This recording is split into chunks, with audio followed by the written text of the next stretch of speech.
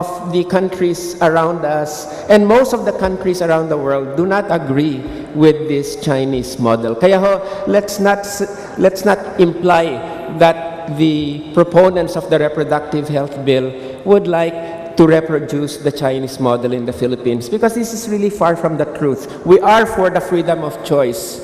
We are for the freedom of informed choice. And that is what the reproductive health bill will give our citizens. Mr. Speaker, I concede that I will not be able to elicit an express admission from our distinguished sponsor that the RH bill is the population control bill that it is. But allow me to go back to his earlier disposition, wherein a distinguished sponsor mentioned something about carrying capacity as a limit to population. And I would like to ask what the distinguished sponsors of the bill consider as the carrying capacity of our country at present, Mr. Speaker. Mr. Speaker, Your Honor, I would just like to say that this is my personal opinion that I would just like to articulate here. This is not necessarily shared by the other sponsors of the bill. But as a social scientist, I would just like to share some of our concerns here. The carrying capacity refers to the number of people a region can support without suffering significant social or environmental degradation. When carrying capacity is outstripped by population growth, an ecological crisis develops that erupts in many directions. And this is, Mr. Speaker, in all levels of the natural world. A population and a region always have a relationship of carrying capacity. And if the carrying capacity, which is the ability environmentally and economically to support a certain level of population, is outstripped, then crisis erupts.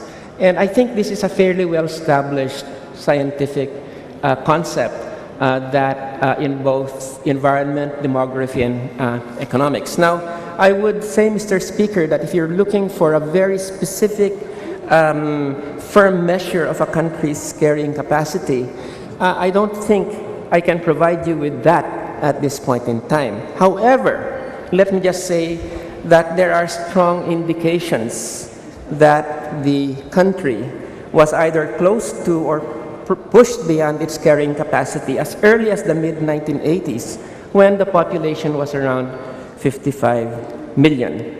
Ang nakita ho natin dito noon, let me just, dati-dati ho, the migration rate in the Philippines was from the countryside to the city. No? Ito ho yung migration rate, especially to Metro Manila.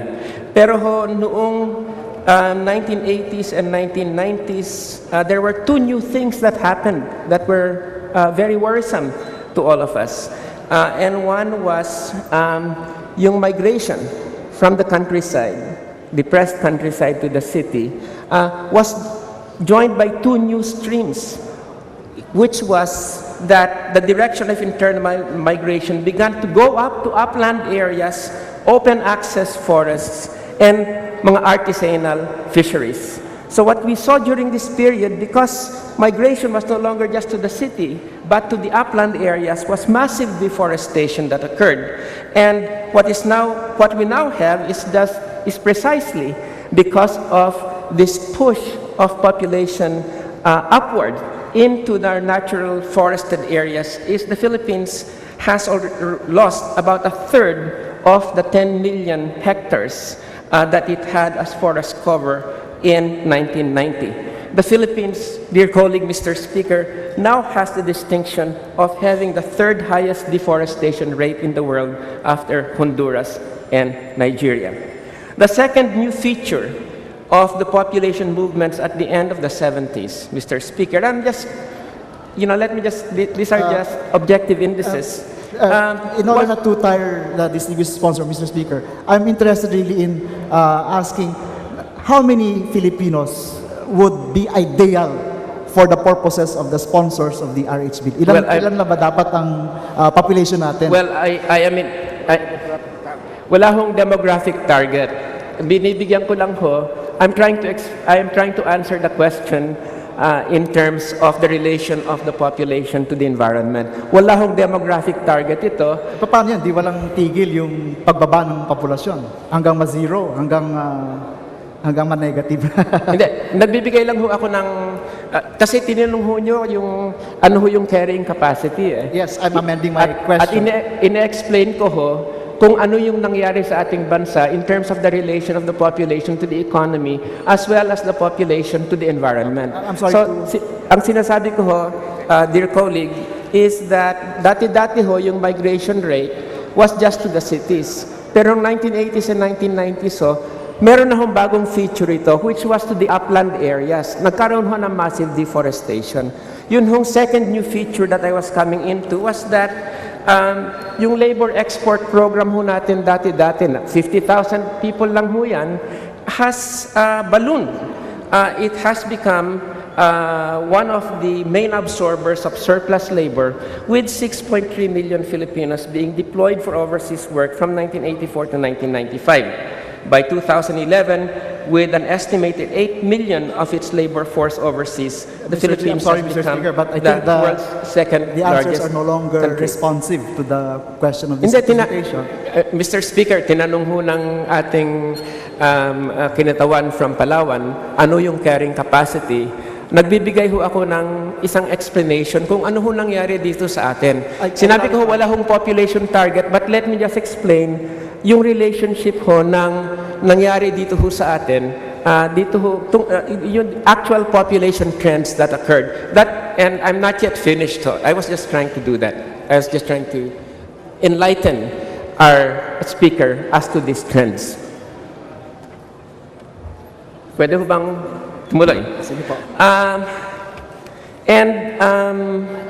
Alam ho nyo, siyempre, population and conflict are also quite interrelated dito ho sa atin. Kasi if you look at yung 1960s ho, the population land ratio was about 1 cultivated hectare per worker in the agricultural hinterlands. And this declined to 0.5 hectares by the early 1980s.